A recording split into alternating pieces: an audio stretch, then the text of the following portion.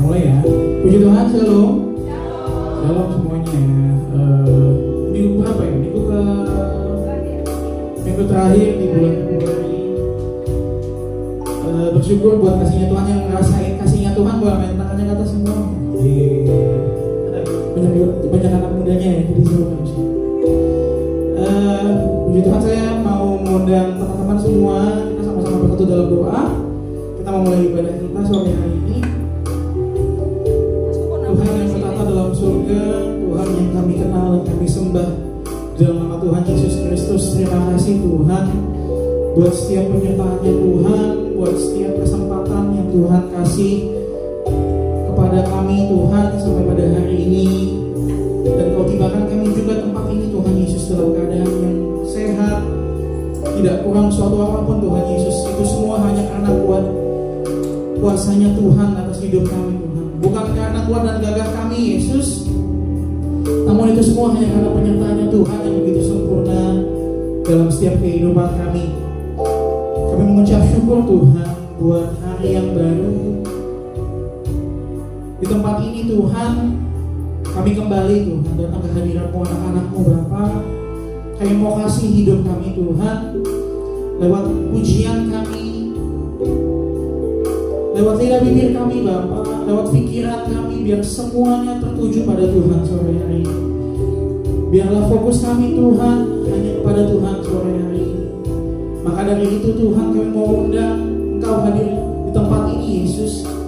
Roh Kudus memenuhi tempat ini, biar atmosfer kerajaan Allah memenuhi setiap sudut ruangan ini, bahkan setiap sudut hati kami Bapa. Jadi ketika kami nanti kembali Tuhan dari tempat ini, kami gak sama lagi Tuhan Yesus. Kami boleh memperoleh kemenangan yang baru, kami boleh memperoleh kekuatan yang baru, dan kami boleh memperoleh mukjizat yang baru. Mari Tuhan beracara. Kami mau berdoa buat gedung ini Tuhan, dari lantai 1 hingga sampai lantai atas Tuhan, depan, belakang, kiri, kanan, bahkan seluruh lingkungan kami tempat ini Tuhan. Biarlah dipenuhi dengan kemuliaan-Nya Tuhan. Kami mau tolak setiap roh intimidasi, roh yang bukan berasal daripada Tuhan. Segala penguasa di udara, kami mau tolak hancurkan di dalam nama Tuhan Yesus. Gak ada satupun kuasa yang lebih besar daripada kuasanya Tuhan sore hari ini. Tutup bungkus ibadah kami ini Yesus dengan kuasa darah-Mu. Ibadah kami milik-Mu Tuhan, jemaat-Mu ini miliknya Tuhan. Makasih Tuhan, terima kasih Yesus. Kami mengucap syukur Bapak. Kami mengucap syukur buat kebaikan-Nya Tuhan. Makasih Tuhan. Maka teman-teman saya undang, kita mau sembah ya, angkat rasa syukur. Terima kasih. Kami berterima kasih buat hari yang baru, buat kebaikan-Mu. Kami mau angkat rasa syukur kami Yesus. Makasih Tuhan.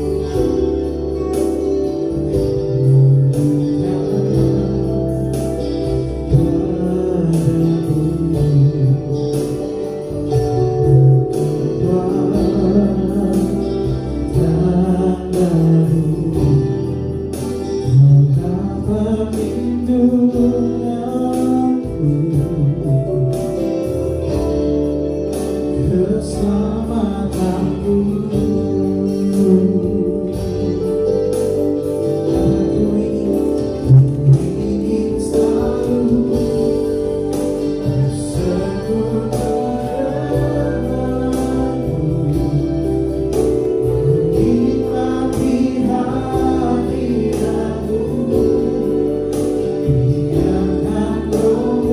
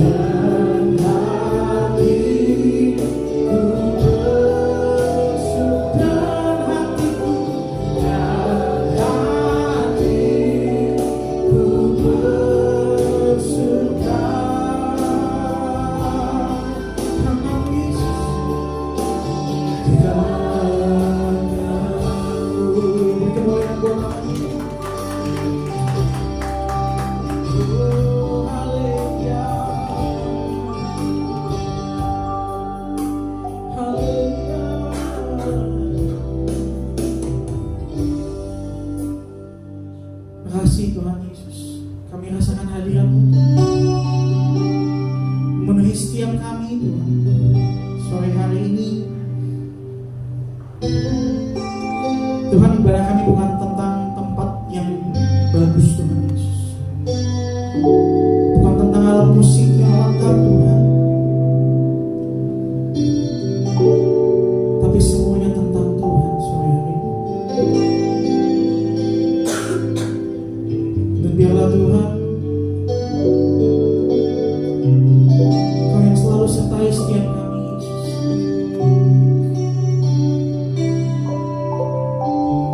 Dalam setiap keadaan apapun kami Bapa, kami mau bilang Kau begitu baik buat setiap kami Tuhan. Mari pakai kami anak-anak untuk jadi alat Tuhan. Kini tiba saatnya Tuhan kami memuji dan bahkan nama-Mu lebih lagi Yesus. Mari bertata atas setiap pujian kami Tuhan. Kami mau menari sebagai haji dalam menari buat Kau Tuhan Yesus. Kami mau berdiam menikmati hati kasih-Nya Tuhan. Biarlah Tuhan damai sejahteranya Tuhan tetap tinggal dalam setiap kehidupan. Ini kami anak-anak-Nya Tuhan. Ini kami anak-anak-Mu Yesus. Kami siap memuji dan memuliakan nama-Mu Tuhan. Mari teman-teman yang siap untuk memuji Tuhan sama-sama kita katakan amin. Oke, ada sukacita sore hari ini amin? Boleh sapa kanan kirinya dulu kali ya, katakan Tuhan Yesus baik. Kita kasih tos dulu kali.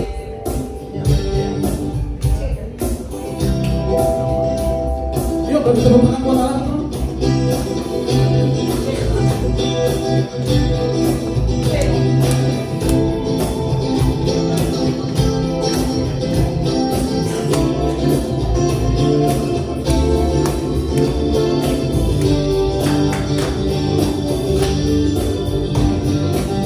Ajarku berdiam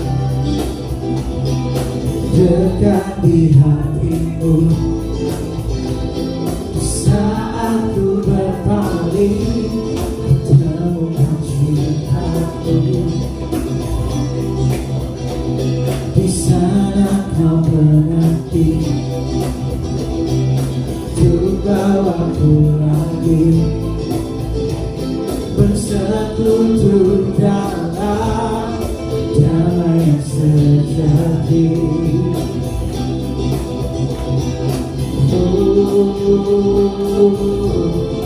Ku dan bahagiaku.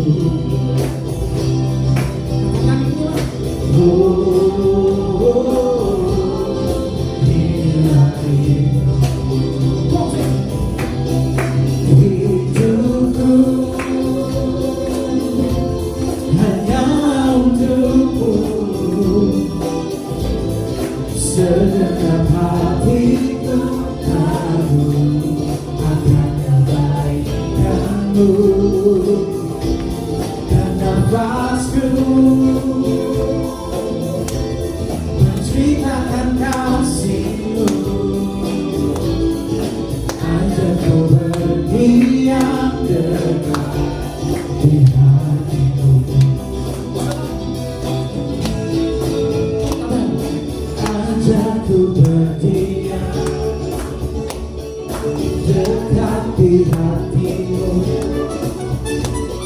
saat ku berpaling jauhkan cinta-Mu. Di sana Kau menanti jumpa waktu lagi sekutu dalam damai yang sejati. Katakan juga ku dan bahagiaku.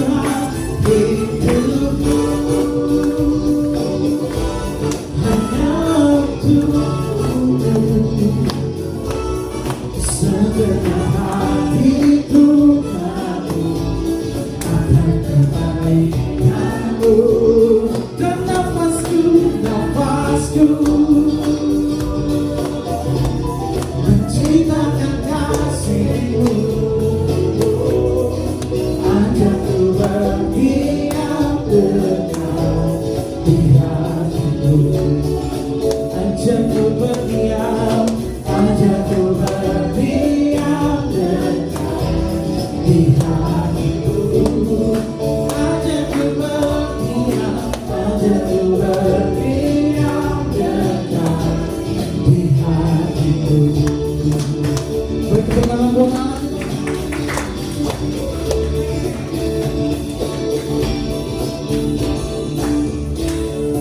Beri tepuk tangan sekali lagi buat Allah kita. Teman-teman boleh duduk kembali hadirat Tuhan. Ini tiba saatnya kita masuk lebih dalam lagi dalam pemberitaan firman Tuhan. Tapi sebelumnya kita sama-sama mau mempersiapkan persembahan kita.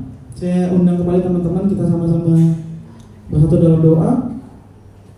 Terima kasih Tuhan, terima kasih Yesus buat penyertaan Tuhan di sepanjang ibadah kami sampai dengan saat ini Tuhan.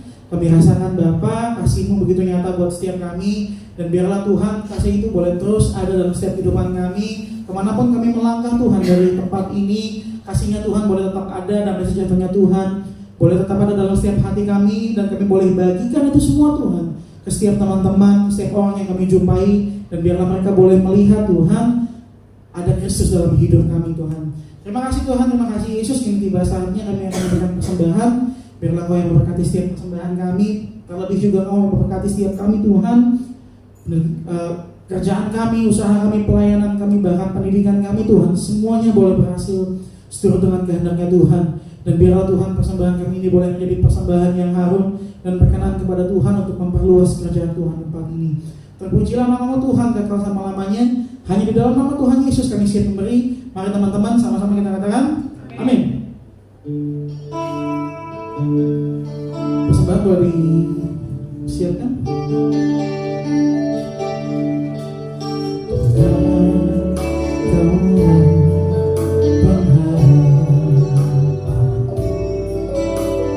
Percaya hanya kepada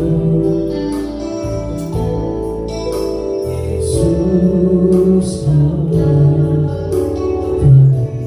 perlindunganku, Engkau yang sanggup ku puji.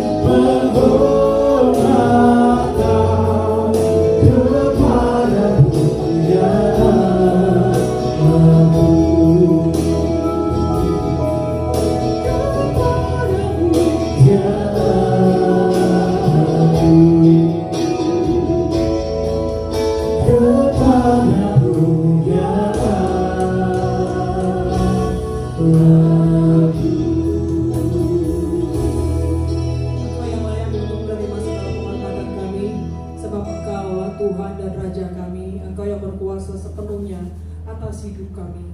Hidup kami adalah hidup karena kasih karunia-Mu Tuhan. Kami tidak bisa bermegah atas hidup kami karena kami tahu yang mempunyai hidup kami adalah Engkau sendiri ya Tuhan. Biar hari ini kami mau belajar satu kebenaran firman Tuhan. Bukan hanya satu, tapi begitu banyak kebenaran firman-Mu yang ada di dalam Alkitab ini Tuhan. Dan kami tahu Tuhan, ketika kami mau belajar bersama-sama, maka Tuhan Allah Roh Kudus Engkau akan memberikan pengertian yang baru kepada setiap kami. Terima kasih Bapa, pengurapan Tuhan yang baru turun atas setiap kami, baik yang mendengarkan maupun yang membawakan sharing firman Tuhan sore hari ini.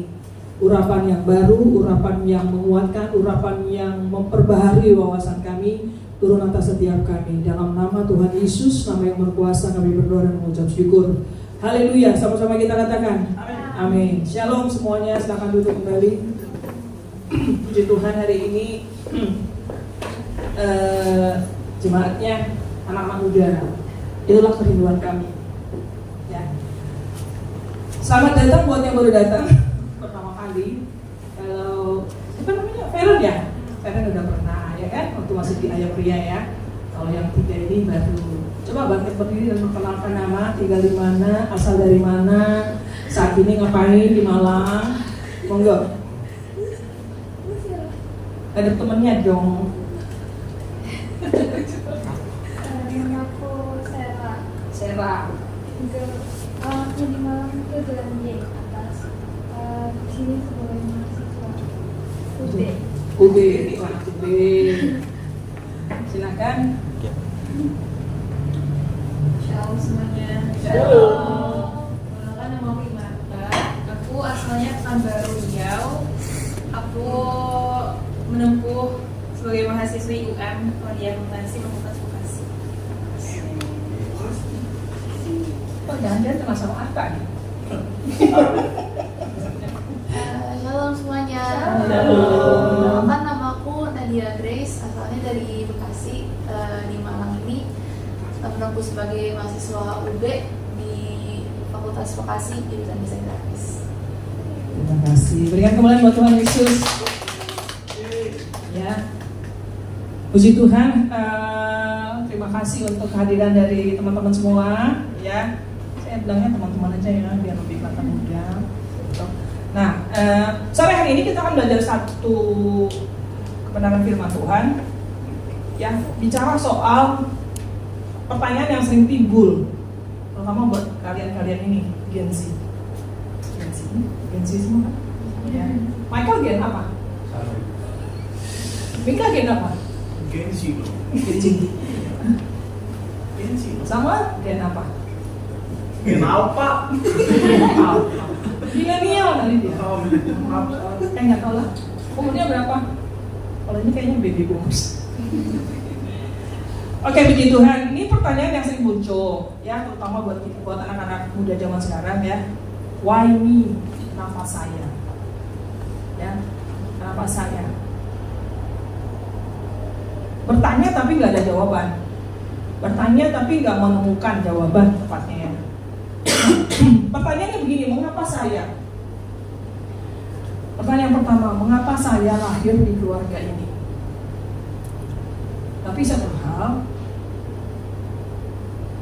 Tuhan nggak pernah salah menempatkan seseorang di satu keluarga. Ya, kalau sudah terjadi konflik dalam keluarga, terus kemudian kenapa sih aku bisa jadi dalam keluarga ini? Nggak lucu nih keluarga ini nih. Udah papa kayak begini, mama kayak begini, terus saudara-saudara juga tidak mendukung. Nah itu akhirnya muncul. Mengapa saya ada di keluarga ini? Lanjut. Mengapa saya ada di keluarga ini? Ya. Tuhan tidak pernah salah menempatkan. Ya. Terus kemudian kenapa sih lahir sebagai orang Indonesia? Oh bisa dari orang Belanda kayak, orang Eropa gitu. Rasnya Kaukasian ya, yang hidup mancung ya, terus kulitnya lebih putih. Ini maksudnya udah sama kematangan lagi gitu ya. Kenapa sih masih lahir orang Indonesia sih? Indonesia enggak banget. Sekarang ada tagar lagi, kabur duluan. Kabur dulu aja. Aduh, kabur dulu aja. Terus ada lagi yang baru. Apa sih? Saya tadi baru baca sampai lupa. Tagar kabur dulu aja. Semua pengen lari cepat-cepat dari Indonesia karena kondisi Indonesia yang tidak membersih begitu. Kenapa sih mesti lahir di Indonesia? Kenapa nggak di Amerika gitu ya, kita jadi warga negara Amerika atau di Eropa atau di mana, di Australia ya kan, yang lebih maju dibandingkan Indonesia, negara masih berkembang terus, nggak tahu sampai kapan berkembangnya gitu ya. Terus lagi pertanyaannya begini, why, mengapa saya berada dalam kondisi seperti ini? Terpuruk ya, masalah satu belum selesai, muncul lagi masalah baru. Terus kenapa saya jatuh bangun dalam dosa? Banyak pertanyaan-pertanyaan yang sering dilontarkan oleh anak-anak Gen Z. Ya, kalian kan suka dibilangin strawberry generation. Kelihatannya bagus di luar tapi dalamnya lembek. Tapi itu kan para ahli yang membuat kondisi seperti itu. Tapi kan semua kembali kepada pribadi kita. Apalagi kalau kita sudah kenal Kristus, sudah menerima Tuhan menerima Yesus sebagai Tuhan dan Juru Selamat. Harusnya stigma, kan banyak stigma tuh yang ditujukan kepada Gen Z. Saya tadi buat video lucu banget, saya belum sempat download ya, lucu banget. Terjadi di negeri Tiongkok, ada 3 orang anak perempuan, ya seumuran kalian, bekerja sama membangun rumah. Komandannya itu ya mungkin seumuran saya lah gitu ya, ada di atas genteng lagi perbaikin genteng apa gitu. Masuklah seorang anak muda perempuan bawa tangga, tapi tangga kayu. Dia masih ngelewatin pintu, bawa tangga lewatin pintu. Gini aja gitu. Ya nggak bisa masuk dong. Orang dia tidak pakai ininya untuk gimana caranya supaya tangga itu masuk. Dia dengan santainya masuk, ya udah stuck di depan pintu. Paham ya? Saya lupa itu. Tadi bagus banget itu. Terus kemudian temannya datang yang ada lagi perbaikin rumah, datang bawa gergaji. Alah kayak gitu aja susah amat, tinggal gergaji aja. Temannya lihat, yang satu lagi turun. Kayak gitu. Kalau ini kan kita perlu, tangga ini kita perlukan. Kalau kita gergaji kita nggak bisa manjat dong. Itu tangga diangkat terus langsung dilempar melewati. Kalau di China itu kan rumahnya tuh kayak pakai apa sih? Kayak pintu gerbang gitu, tapi pintu gerbangnya nggak sampai habis, di atasnya itu kosong kan, jadi kayak tembok mengelilingi. Diambil dong, langsung dilempar. Gitu aja repot. Padahal kan sebenarnya paling gampang, tinggal dibalikin aja. Tadi kan dia begini, masuk pintu gerbang nggak bisa, ya tinggal dilurusin aja, tinggal masuk. Kok susah banget mikirnya? Gitu. Nah, itu yang sering dikeluhkan oleh para pengusaha di zaman sekarang. Makanya mereka banyak memecah anak-anak Gen Z karena ya itu nggak bisa kerja lah, bla bla bla bla bla bla. Nah ini kan yang timbul hari-hari ini. Sekarang pertanyaan yang besar, kenapa saya lahir sebagai Gen Z? Kenapa saya lahir sebagai Gen Z? Kenapa saya nggak lahir tahun-tahun sebelum? Loh, kita nggak bisa merubah hidup kita. Kalau Tuhan sudah menetapkan. Catherine misalnya lahir tahun berapa? Tuhan 2006, 2005 aku baru menikah. 2006 lahir ya udah 2006. Nah orang bapak mamanya juga ketemunya kapan, terus menikah, kan butuh waktu. Kita nggak bisa menentukan kapan kita dilahirkan, di keluarga mana kita dilahirkan, sebagai bangsa apa kita dilahirkan. Ya karena semua itu ada dalam blueprintnya Tuhan. Tuhan tuh punya master plan yang luar biasa atas hidup kita. Kita nggak bisa ngubah. Tuhan menjadikan kita seperti itu ya sudah. Tapi kita bisa ngubah kalau kita keluar dari dari rencananya Tuhan. Kalau kita bandel, kayaknya lempeng aja nih hidup gue, agak-agak ke kiri dikit dah. Kan lebih seru nih kalau ada sedikit tantangan. Loh, tantangannya bukan begitu boy. Kok boy sih? Boy itu dia nih, masih kecil SMA. Oke, lanjut. Nah ini yang kita mesti tahu. Identitas kita yang sesungguhnya di dalam Kristus. My true identity. Yuk kita baca sama-sama. Kan gini, ada satu afirmasi yang mengatakan begini, dan itu memang benar. apalagi kalau kita sedang baca Alkitab. Kenapa disarankan kalau kita baca Alkitab kita membacanya dengan bersuara? Ya, itu penting karena waktu kita membaca firman Tuhan dengan bersuara itu kita jadi dengerin. Kan firman Tuhan bilang gini, apa yang firman itu timbul, iman itu timbul dari pendengaran. Pendengaran akan firman Tuhan. Jadi kita mesti baca dengan suara keras supaya kita dengar. Kalau kita sering memperkatakannya, afirmasi kepada diri kita sendiri, itu akan jadi iman. Iman itu timbul. Ya, yuk kita baca sama-sama. 1, 2, 3. Identitas kita yang sesungguhnya di dalam Yesus bukan ditentukan oleh dunia, tetapi oleh apa yang Tuhan katakan tentang diri kita. Ketika kita menerima Yesus, kita bukan lagi orang yang sama. Kita diciptakan kembali dalam kasih karunia-Nya. Amin. Waktu kita terima Yesus sebagai Tuhan dan Juru Selamat, kehidupan kita yang lama diubahkan menjadi kehidupan yang baru di dalam Kristus. Kita punya identitas baru sebagai anak Allah. Dunia gak bisa mendefinisikan identitas kita. Dunia gak bisa menentukan seperti apa kita. Yang menentukan dan yang paling bertanggung jawab atas hidup kita, identitas kita adalah Kristus. Oke, lanjut. Nah, kita belajar. Ada 7 hal yang saya mau sampaikan sore hari ini buat kita. Kita belajar sama-sama. Klik lagi, Neng. Nah, siapa kita dalam Yesus? Yang pertama, kita itu adalah anak Allah. Bilang 1, 2, 3. Kita itu anak Allah aja kita. Atau gini, paling gampang sebutin nama masing-masing terus kayak Nancy adalah anak Allah. Oke ya, masing-masing sebutin nama. 1, 2, 3. Nancy adalah anak Allah. Amin. Amin. Kita adalah anak Allah. Yohanes 1 ayat 12 katakan gini. Tetapi semua orang yang menerimanya diberinya kuasa supaya menjadi anak-anak Allah, itu mereka yang percaya dalam namanya. Siapa yang percaya dalam nama Tuhan Yesus? Atau ada yang masih ragu-ragu, benar gak sih Yesus itu Tuhan? Ya, ada yang mulai mempertanyakan karena begitu banyak pengajaran-pengajaran akhir zaman yang menyesatkan hari-hari ini.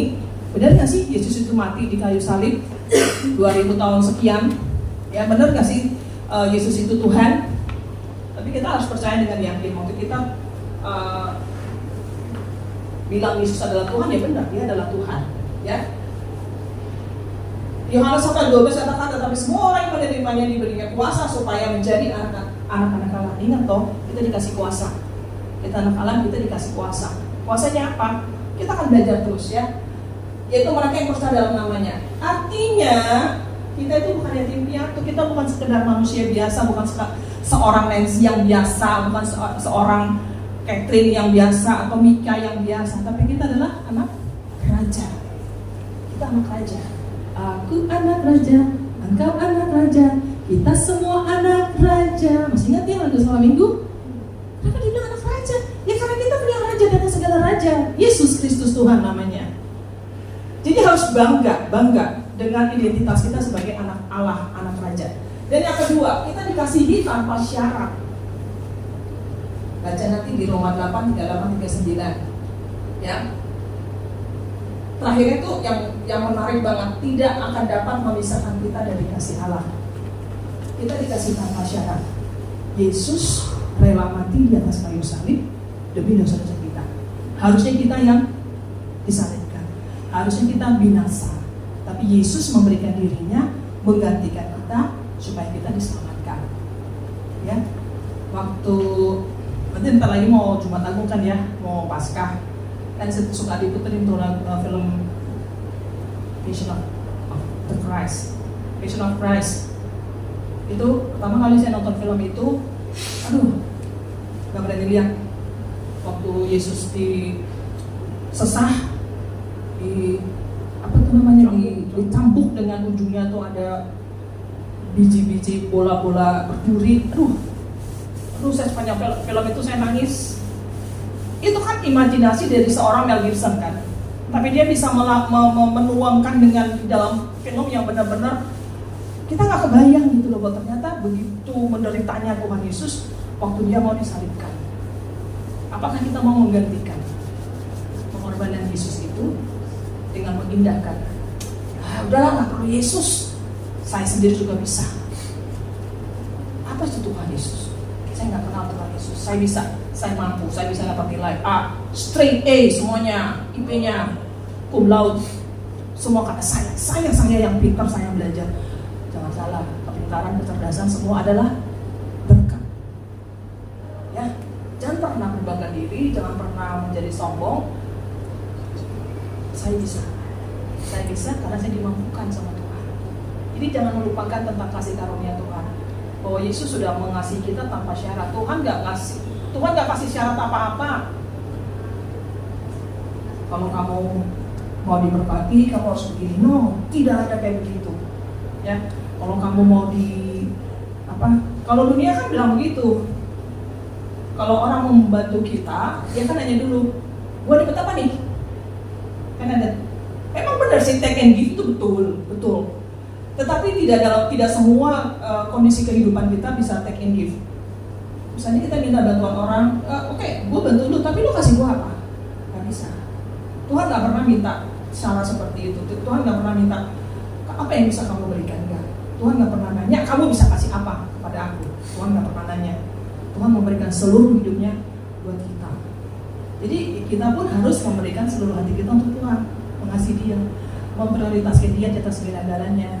Bahkan seorang hamba Tuhan mau bikin prioritas begini, di atas segala-galanya adalah Tuhan Yesus. Itu nomor 1. Number 1, Jesus Christ. Nomor 2, pasangan. Kalau sudah menikah ya, suami atau istri. Ketiga, kalau sudah punya anak. Kalau yang masih single, nomor 2 adalah keluarga, papa mama. Di atas segala-galanya harus mengutamakan Tuhan. Tapi kalau saya sampai mengutamakan Tuhan, saya dibuang dari keluarga. Harga yang harus dibayar. Ya. Saya pernah membuat suatu keputusan. Saya kan lahir dari keluarga Kristen. Itu Trump, udah Kristen. Ya. Tapi kekristenan saya tidak menjamin keselamatan saya. Ternyata pas kuliah saya menemukan bahwa saya keliru. Saya belum lahir baru di dalam Kristus. Jadi saya memutuskan menerima Yesus sebagai Tuhan dan Juru Selamat. Pas saya masuk gereja karismatik, ada undangan untuk baptisan selam. Saya entah dari dorongan dari mana saya mau dibaptis. Dia lalang pulang rumah, tapi mami saya tahu dong saya harus dibaptis. Waduh, saya kena omel habis-habisan. Satu minggu saya didiamkan oleh orang tua saya. Dia ngomong, dibilang saya dulu anak durhaka lah, tidak menentang orang tua lah, bla bla bla bla bla. Wah, sakit juga sih. Kayaknya kalau misalnya aku melakukan sesuatu yang dosa banget, ya it's okay lah. Kalian marah gitu loh. Ini kan aku nggak melakukan apa-apa gitu loh. Aku hanya dibaptis. Tapi kan paham kita waktu itu berbeda. Apa yang saya lakukan? Saya berdoa setiap hari. Saya berdoa. Setiap jam 4 pagi saya berdoa. Saya berkati papa saya, mama saya, semua keluarga saya. Nggak sampai hitungan 6 bulan, 3-4 bulan kemudian mereka berdua memutuskan untuk dibaptis. Dibaptisnya sama hamba Tuhan yang keren lagi, Pendeta Pariansi. Bagaimana mami saya ngomong, iya ya, mami dulu ngomongin kamu, ngocehin kamu. Sekarang kita yang memutuskan dibaptis. Itu harga yang harus kita bayar. Ya. Karena kita tahu Yesus sudah mengasihi kita tanpa syarat. Jadi kita harus belajar untuk mengasihi Dia pun dengan apa yang kita bisa berikan. Yang ketiga, kita itu adalah ciptaan baru. Ya. Jadi siapa yang ada di dalam Kristus, dia adalah ciptaan baru. Yang lama sudah berlalu, sesungguhnya yang baru sudah datang. 2 Korintus 5:17. Siapa di sini yang nggak punya masa lalu? Masa yang apa tuh? Lagunya. Siapa yang punya masa lalu? Semua punya masa lalu, kami. Either dia mau jelek, either dia mau bagus, itu our past. Apakah kita bisa merubah masa lalu? Tidak bisa. Tapi masa lalu tidak bisa mendefinisikan kita. Ketika kita sudah lahir baru di dalam Kristus, ya. Masa lalu kita tidak mendefinisikan kita karena kita paling terbaru di dalam Yesus. Kalau dulu kita pernah melakukan hal yang tidak berkenan di hati Tuhan, berbuat dosa misalnya, tapi kita bertobat, Kita lahir baru di dalam Kristus. Yang suka mengintimidasi kita siapa? Iblis. Orang Jawa bilang iblis. Itu iblis yang suka menjudge kita lah, suka mengintimidasi dalam pikiran. Dulu kan kamu begini. Ingat ya, iblis selalu menggunakan kata gini. Dulu. Iblis tahunya dulu. Ya dia tahu masa lalu kita. Makanya dipakai masa lalu kita untuk mengintimidasi kita. Tapi Tuhan selalu mengatakan yang akan datang, the future. Dan iblis gak pernah tahu masa depan kita. Yang tahu masa depan kita hanya Yesus. Kan iblis gak ngomongin. Pernah gak kayak gitu? Waktu kita lagi berdoa, kita minta sesuatu dari Tuhan. Tuhan, aku mau sebuah pelayanan nih. Pelayanan apa yang bagus buat aku ya, yang cocok, yang sesuai dengan aku. Nanti ada pikiran, dulu kan kamu begini, nah itu intimidasi iblis. Jangan pernah membiarkan iblis mengintimidasi dalam pikiran. Peperangan terbesar seseorang ada pikiran. Itu peperangan terbesar. The great battle is in your mind. Jadi belajar untuk menguasai pikiran. Makanya firman Tuhan bilang, pikirkanlah segala sesuatu yang ada di atas. Semua yang manis, semua yang sedap didengar, semua yang disebut kebajikan, pikirkanlah itu. Jangan pikirkan yang fana. Fana itu apa sih? Tidak kekal ya. Kita harus memikirkan satu kekekalan. Ya. Jadi ingat, kita ciptaan baru. Jadi masa lalu kita tidak bisa mendefinisikan siapa kita hari ini. Karena kita adalah ciptaan yang baru di dalam Kristus. Ya, masa lalu, ya berlalu ya sudah. Masih kita mau ulang-ulang lagi? Nggak mungkin. Yang berlalu sudah, biarkan berlalu. Kita mau mulai sesuatu yang baru, ya kan? Punya teman yang toksik, itu masa lalu. Kita udah tahu. Firman Tuhan bilang gini, kebiasaan yang baik. Pergaulan buruk merusak kebiasaan yang baik. Jadi bergaul dengan orang-orang yang baik. Bergaul dengan teman-teman yang bisa membangun iman, membangun karakter. Jangan berteman dengan yang toksik. Ya, kalau kalian sudah bisa mendeteksi kalian ternyata teman-temannya toksik ya, better kalian menjauh. Ya. Sekarang kan lagi ngetren itu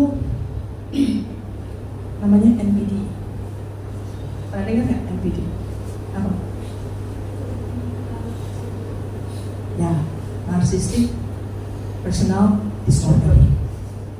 Ya, itu satu gejala mental. Ya, gejala mental yang nggak benar. Dia menganggap diri dia selalu benar. Dia menganggap bahwa dirinya nggak pernah salah.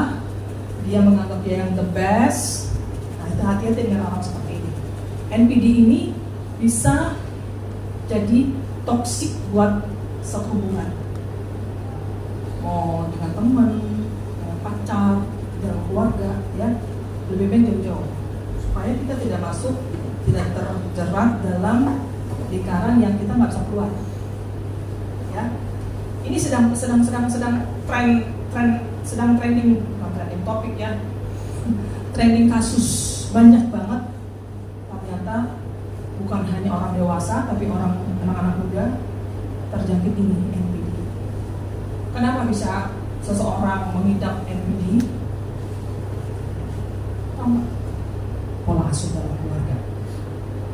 Dia kurang kasih sayang, dia kurang diperhatikan, dia melihat pengulangan kejadian yang tidak bagus di depan matanya, akhirnya membentuk karakternya dia seperti itu. Ya, oke lanjut. Yang keempat, siapa kita di dalam Yesus? Kita adalah orang yang ditebus dan dibenarkan, ya. Dan oleh kasih karunia telah dibenarkan dengan cuma-cuma karena penebusan dalam Kristus Yesus. Jangan mau lagi tertuduh, ya. Karena kita telah diampuni dan kita telah ditebus oleh kasih karunia Tuhan. Jangan mau tertuduh. Yang suka menuduh itu siapa? Iblis yang suka menuduh. Kamu begini. Kamu kan dulu suka begini. Dulu kan kamu begini.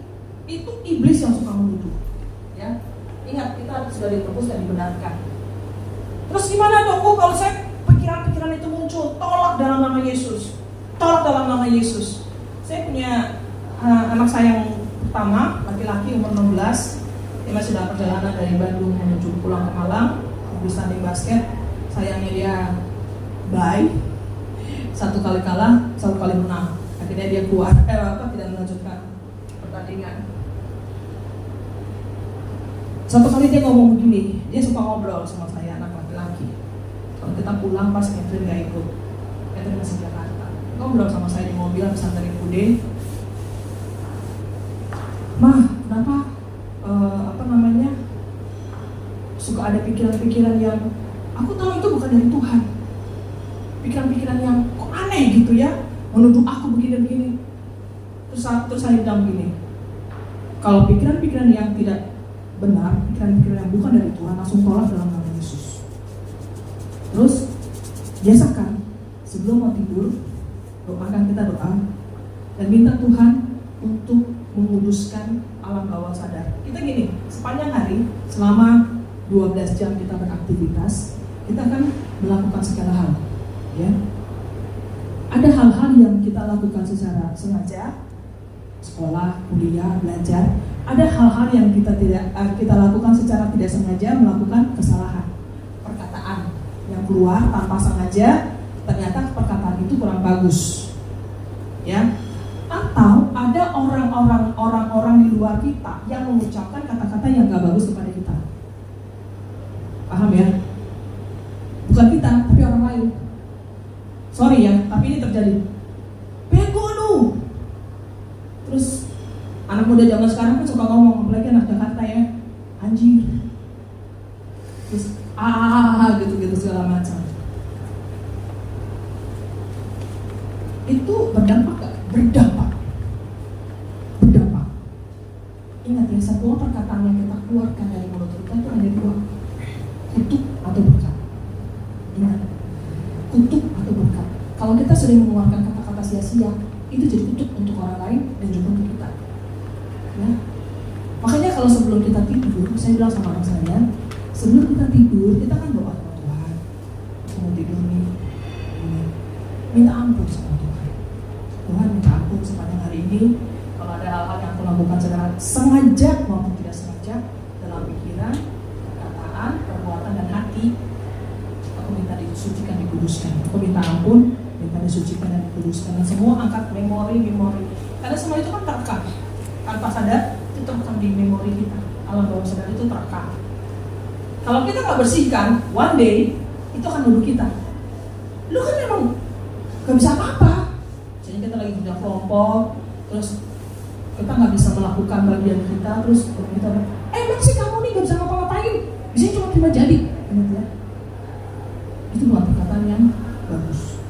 Nah itu kita itu kalau kita nggak bersihkan, kita nggak minta ampun, kita nggak nolak semuanya, itu masuk ke sini, akhirnya itu terekam dan secara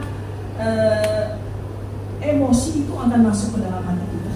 Oh iya, aku nih nggak bisa, aku nggak bisa apa-apa. Aku tuh gagal dulu. Nah, hati-hati ya. Jadi, kalau mau tidur, pertama berdoa minta ampun, minta pengudusan dari Tuhan dan bersihkan semua memori-memori yang tidak dari Tuhan. Itu penting, ya. Karena kita sudah ditebus dan dibenarkan oleh Kristus Tuhan, supaya kita tidak lagi menjadi orang yang tertutup. Terus yang kelima, kita lebih dari pemenang. Tetapi dalam semuanya itu kita lebih daripada orang-orang yang menang oleh Dia yang telah mengasihi kita. Kita ini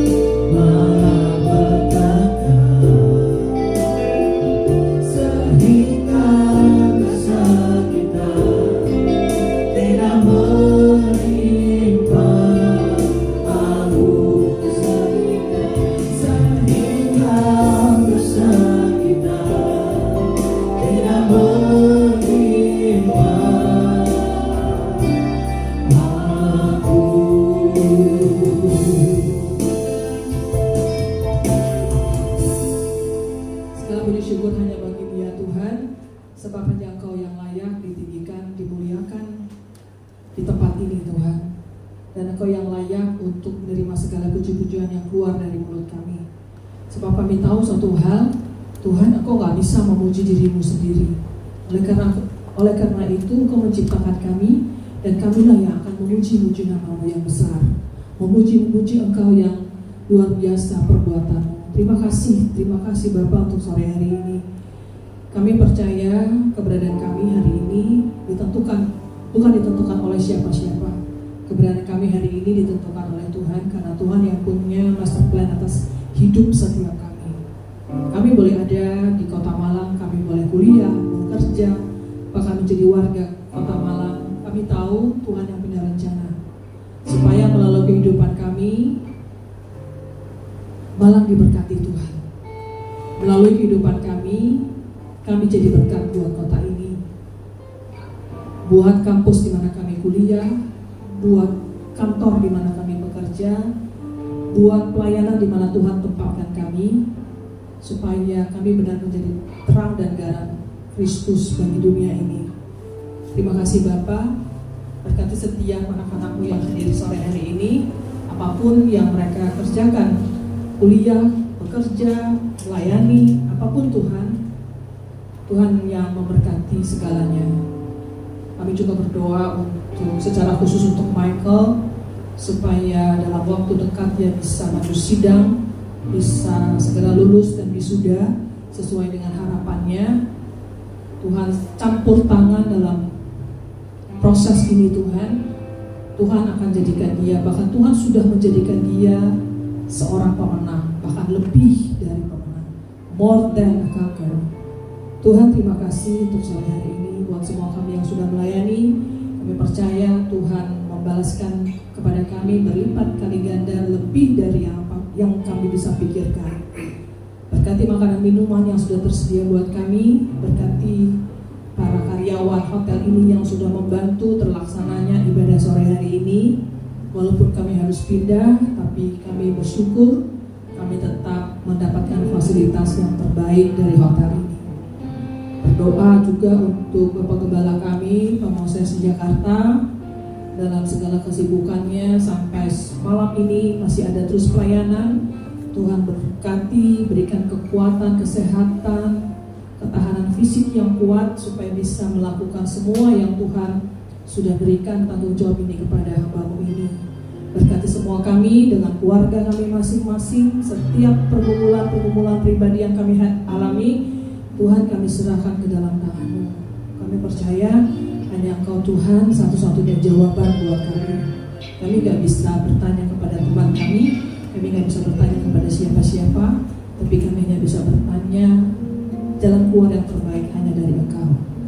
Kami memberkati Kota Malang, Kabupaten Malang, kami memberkati wali kota dan bupati yang terpilih. Tuhan berkati kota ini, berkati tempat di mana kami tinggal, berkati semua yang menjalankan roda pemerintahan atas kota ini, biar Malang semakin diberkati Tuhan, biar Malang penuh dengan kemuliaan Kristus. Terima kasih Bapa, terima kasih Tuhan. Inilah doa yang kami naikkan dengan penuh kesederhanaan. Kami hanya percaya bahwa Tuhan mendengar semua doa-doa kami.